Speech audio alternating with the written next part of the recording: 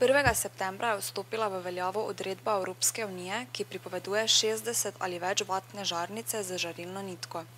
Koliko tovrstnih žarnic je še ostalo v skladiščih, smo preverili pri prodajalcih. Mi jih še imamo, približno 200 kosov, s tem, da se prodaja dejansko ni ukinila se je proizvodnja z 1.9. Tako da mi jih bomo še prodajali verjetno, dokler bodo pač zaloge na razpolago. Tudi še verjetno grosisti jih bodo nekaj časa imeli, tako da bomo jih še tudi mi od njih dobili še dodatno.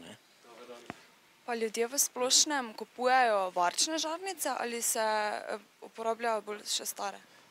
Ja, se še kar uporabljajo, sploh te majhne moči se še kar uporabljajo, zaradi tega, ker na hodnikih, pa recimo v več stanovanjskih stavbah, kjer je ogromno na hodnikih teh žarnic, se še te uporabljajo, ker je tam tudi, bi rekel, življenjska doba teh navadnih žarnic dokaj ugodna. Je po vašem mnenju dobra ideja, da bodo ukinili proizvodnjo teh žarnic ali bi jih še morali ohraniti? Ja, z vidika porabe energije oziroma varevanja okolja je smiselno. Kar se pa tiče z vidika, bi rekel, navad ljudi, pa ne, ker še ljudje zelo tendirajo k temu, da bi še stare žarnice kupovali.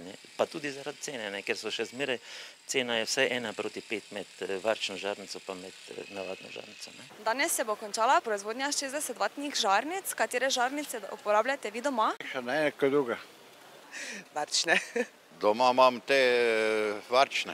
V glavnem ne več žarilno nitko, ne? Ja. Varčne?